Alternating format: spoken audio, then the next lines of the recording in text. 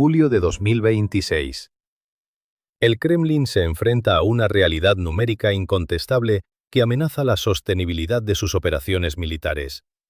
Por primera vez desde el inicio del conflicto, las bajas en el frente superan el volumen de soldados que el sistema es capaz de reclutar de forma voluntaria. Lo que comenzó como un modelo basado en atractivos contratos económicos ha tocado techo, obligando a las autoridades locales a emprender redadas forzosas en plena calle para sostener los contingentes. Esta preocupante brecha de personal no solo compromete la capacidad operativa en el flanco oriental de Europa, sino que sitúa a la Federación Rusa ante el umbral de una nueva y temida movilización general. Para España y el conjunto de la Unión Europea, este escenario redefine el equilibrio de la seguridad continental, reactiva la presión migratoria por el éxodo de ciudadanos y plantea dudas estructurales sobre la estabilidad interna de una potencia nuclear vecina. El núcleo del problema reside en el agotamiento definitivo del sistema de alistamiento voluntario por incentivos financieros. Las cifras obtenidas a través de registros públicos y análisis independientes configuran una radiografía nítida del estancamiento actual. Durante el primer trimestre de 2026, el ritmo de firma de contratos militares ha experimentado una caída del 20% en comparación con el mismo periodo del año anterior, marcando el nivel más bajo registrado en los últimos 3 años. El flujo diario de nuevos alistamientos ha descendido de una media de entre 1.000 y 1.200 firmas a apenas 800.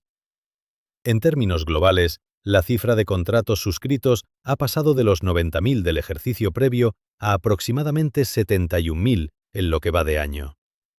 Esta reducción de la captación voluntaria contrasta drásticamente con la alta tasa de desgaste en el frente.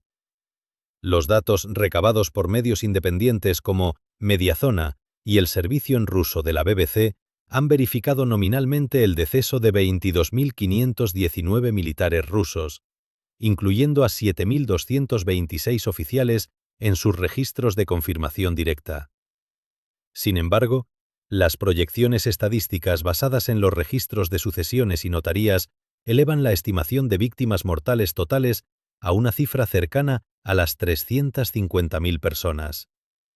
Si a este dato se añaden los combatientes heridos de gravedad que quedan permanentemente inhabilitados para el servicio, el volumen de personal retirado del frente se sitúa en el entorno del 1.000.000 de efectivos. La gravedad de la situación se evidencia al cruzar ambas dinámicas. Las fuerzas rusas pierden un promedio estimado de 35.000 soldados al mes debido a fallecimientos, heridas u otras causas de evacuación, lo que equivale prácticamente a la desaparición del mapa de un batallón completamente equipado cada jornada.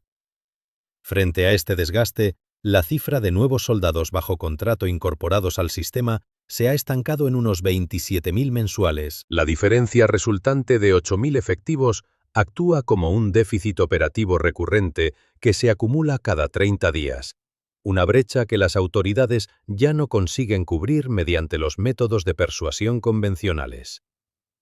Históricamente, el principal vector del reclutamiento voluntario se encontraba en las regiones periféricas y provincias con elevadas tasas de desempleo, como Siberia o las zonas adyacentes a los Urales, donde los ingresos militares representaban una alternativa viable frente a la falta de oportunidades.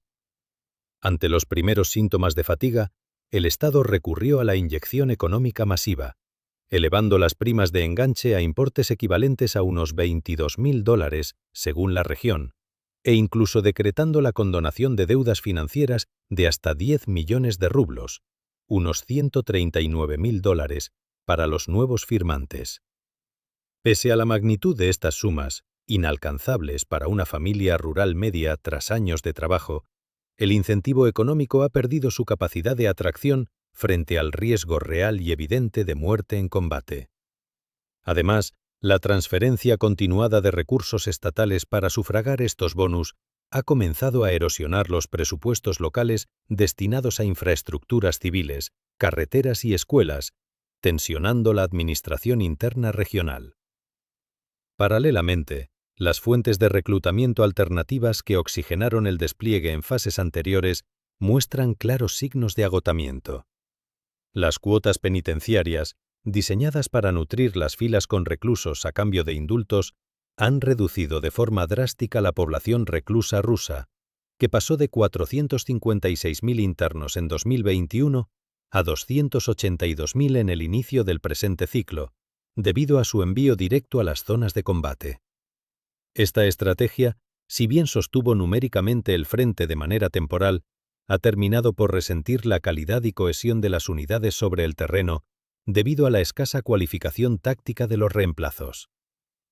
Ante la insuficiencia de voluntarios y el vaciado de los centros penitenciarios, la respuesta del aparato administrativo se ha traducido en la ejecución de levas forzosas no oficiales, eludiendo el uso explícito del término movilización. Grabaciones verificadas en redes sociales y testimonios locales documentan la realización de redadas sistemáticas coordinadas por la policía, la Rosgvardia y funcionarios de los comités de alistamiento en localidades de la región de Penza, abarcando núcleos como Kuznets y Kamenka. Las operaciones incluyen la detención de ciudadanos en espacios públicos, la inspección de transportes y la coacción en dependencias policiales para la firma inmediata de contratos con el Ministerio de Defensa. Estos métodos se dirigen prioritariamente hacia los sectores más vulnerables: trabajadores con deudas inscritas en registros de ejecución, personas bajo libertad condicional, inmigrantes y ciudadanos recientemente naturalizados. La urgencia por mantener las líneas de combate choca frontalmente con el temor político a los efectos de un decreto oficial de movilización masiva. La memoria de la movilización parcial de 300.000 reservistas en otoño de 2022 permanece como un factor de inestabilidad de primer orden para el Kremlin, recordando el éxodo inmediato de cientos de miles de profesionales cualificados hacia las fronteras de Georgia, Kazajistán y Finlandia. Con la perspectiva de las elecciones a la Duma estatal, programadas para este próximo mes de septiembre, los planificadores políticos evalúan con extrema prudencia el impacto de una medida tan impopular en los grandes núcleos urbanos como Moscú o San Petersburgo, tradicionalmente ajenos al grueso del reclutamiento. Es precisamente esta encrucijada matemática y humana la que dota de relevancia internacional a los acontecimientos actuales. La progresiva degradación del modelo de reclutamiento ruso no solo debilita su capacidad de sostenimiento en el frente, sino que empuja al reajuste de las posturas geopolíticas europeas en el seno de la OTAN.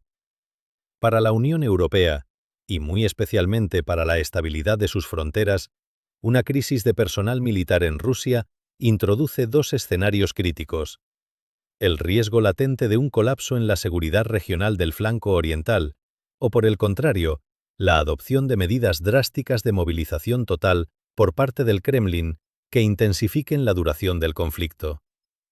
Mientras los canales oficiales alternan sutiles sugerencias de mediación internacional con exigencias maximalistas sobre el terreno, la realidad material y demográfica del reclutamiento se perfila como el verdadero factor determinante de la evolución de la seguridad en Europa central y oriental.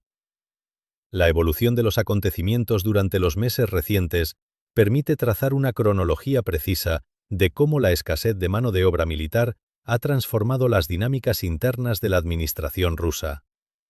La transición desde los incentivos financieros tradicionales hacia la coacción física directa no ha sido un proceso repentino, sino el resultado directo de una serie de decisiones institucionales y urgencias operativas sobre el terreno.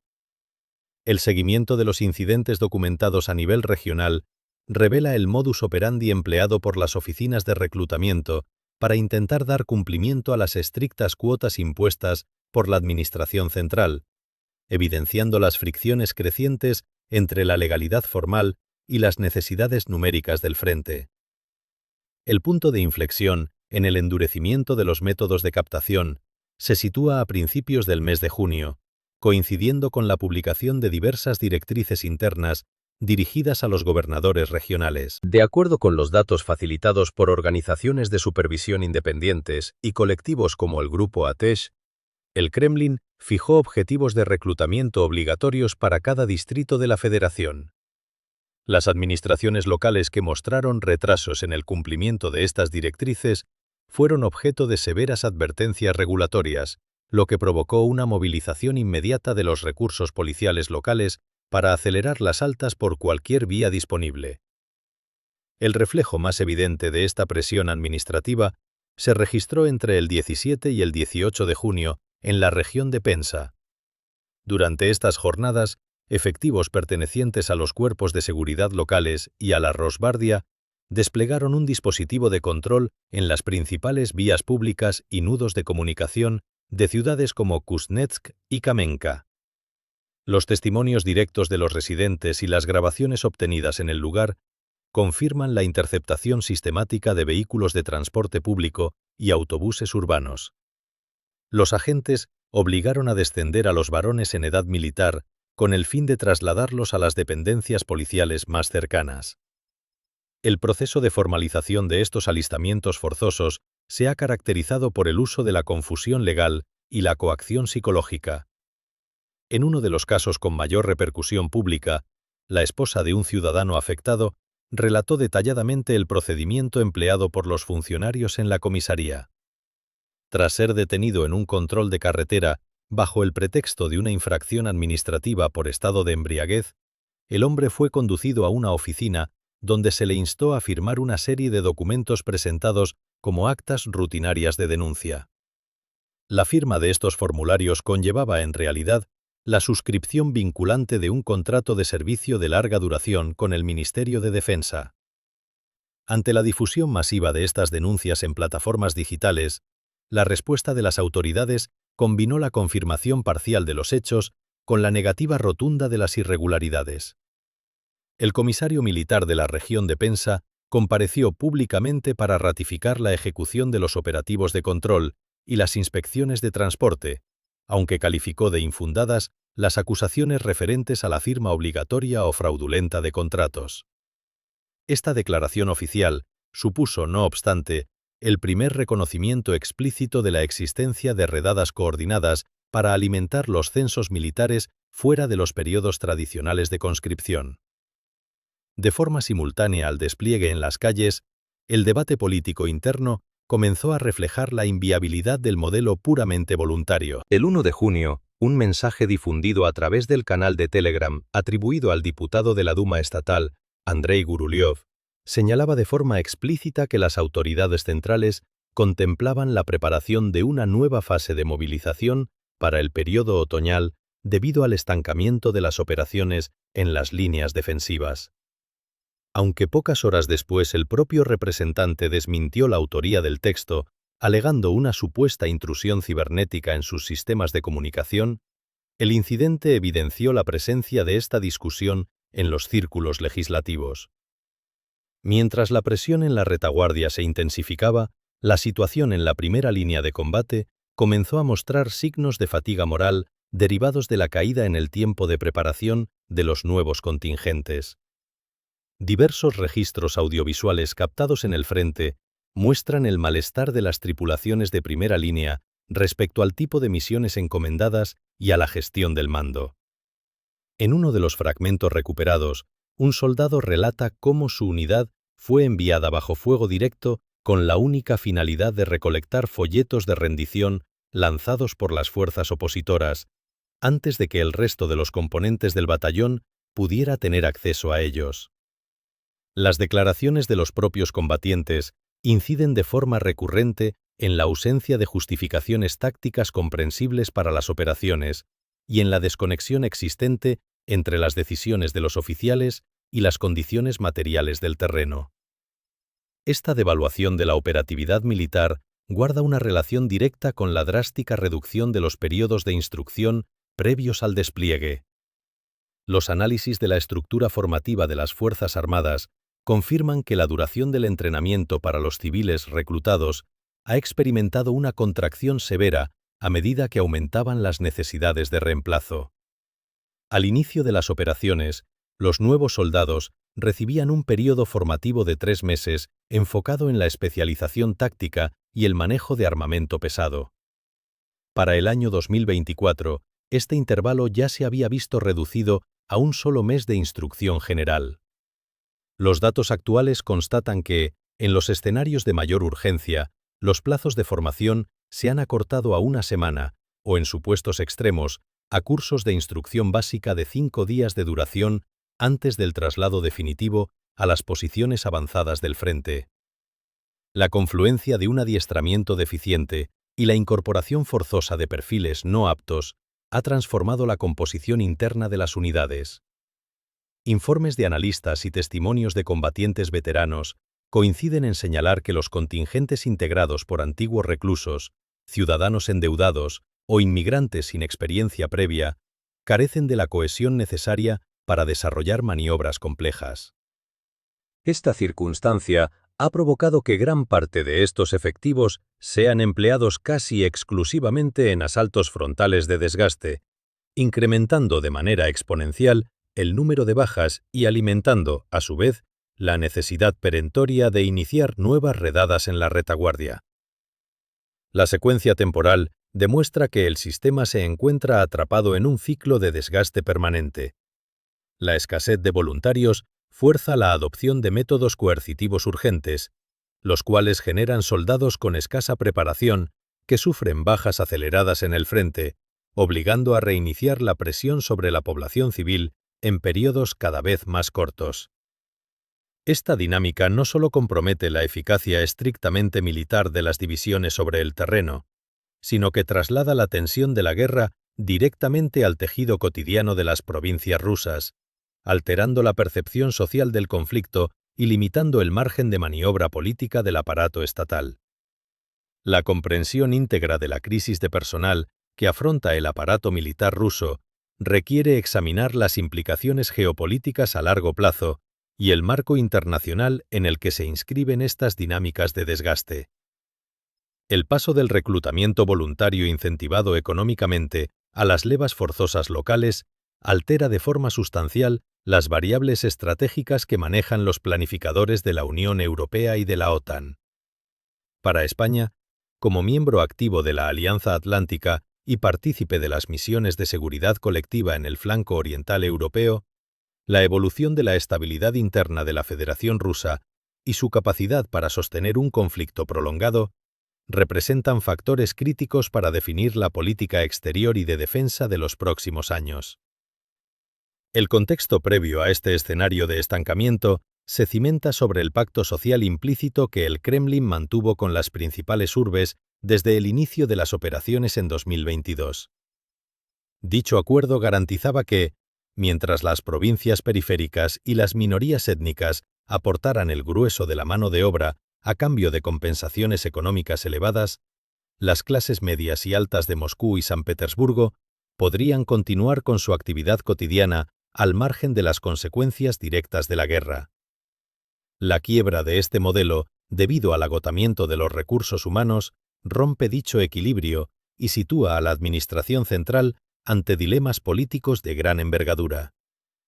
El analista político Abbas Galiamov señala a este respecto que la memoria colectiva de la primera movilización parcial sigue plenamente activa, lo que genera un rechazo subyacente ante la posibilidad de que una segunda ola de reclutamiento masivo reproduzca los mismos patrones de bajas y desgaste severo.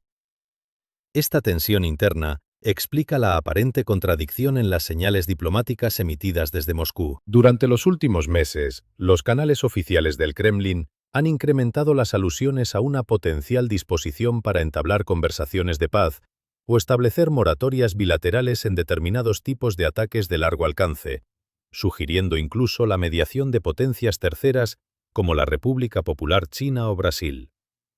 Según las valoraciones del analista Mark Galeotti publicadas en The Times, estas menciones frecuentes al marco de negociación, aun combinadas con exigencias maximalistas insostenibles para la otra parte, constituyen un indicador indirecto de la necesidad del aparato estatal de ganar tiempo para reorganizar sus estructuras logísticas y de personal. La retórica maximalista en público contrasta con la urgencia material que imponen las estadísticas de bajas y la progresiva reducción del censo penal y de voluntarios. En una perspectiva más amplia, la evolución de este conflicto plantea varios escenarios posibles para la seguridad europea, sin necesidad de formular predicciones categóricas. El primer escenario contempla la formalización de la movilización general inmediatamente después del proceso electoral de septiembre, una medida que aportaría la masa crítica de efectivos necesaria para romper el estancamiento del frente a costa de incrementar sustancialmente el riesgo de contestación social interna y acelerar la fuga de cerebros y profesionales hacia el extranjero. Un segundo escenario apunta a la continuidad del modelo actual de movilización silenciosa, mediante redadas y coacciones focalizadas, lo que evitaría una crisis política generalizada, pero cronificaría el déficit operativo de las unidades en primera línea, forzando a una guerra de posiciones de duración indefinida. Para el conjunto de la Unión Europea, cualquiera de estas ramificaciones exige un reforzamiento de las capacidades de disuasión y un análisis riguroso de las repercusiones económicas y demográficas. El desgaste continuo de los recursos de la Federación Rusa no disminuye de forma inmediata el riesgo estratégico en el flanco oriental, sino que incrementa la imprevisibilidad de las decisiones de mando a medida que disminuyen los vectores de fuerza convencionales. Asimismo, la posibilidad de un recrudecimiento del conflicto por la vía de la movilización total mantiene abierta la presión sobre los sistemas de asilo europeos ante potenciales nuevos flujos de ciudadanos rusos en edad militar que busquen eludir el alistamiento obligatorio. La situación actual demuestra que los límites demográficos y económicos juegan un papel tan determinante en la geopolítica contemporánea como el armamento tecnológico o las alianzas internacionales. La capacidad de un Estado para sostener operaciones militares prolongadas no depende únicamente de su presupuesto financiero, sino de la disposición de su tejido social a asumir los costes humanos derivados del frente. Cuando las compensaciones monetarias pierden su capacidad de atracción y la administración debe recurrir a la captura forzosa de ciudadanos en la vía pública, el conflicto deja de ser una realidad lejana transmitida por los medios oficiales para convertirse en un factor de erosión interna capaz de condicionar el futuro de la estabilidad regional. La encrucijada matemática que afrontan los mandos militares rusos abre un debate profundo sobre la viabilidad de las estrategias de desgaste en el siglo XXI.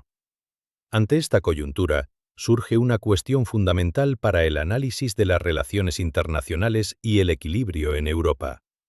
En el desarrollo de este conflicto, ¿qué factor consideran que ejercerá un peso mayor en los próximos meses? ¿El impacto social interno provocado por los métodos de reclutamiento forzoso en las provincias rusas o la degradación puramente operativa de las unidades en el frente debido a la falta de adiestramiento de los nuevos soldados? Les invitamos a compartir sus reflexiones y análisis detallados en la sección de comentarios y a suscribirse al canal para continuar recibiendo informes factuales sobre geopolítica y seguridad internacional.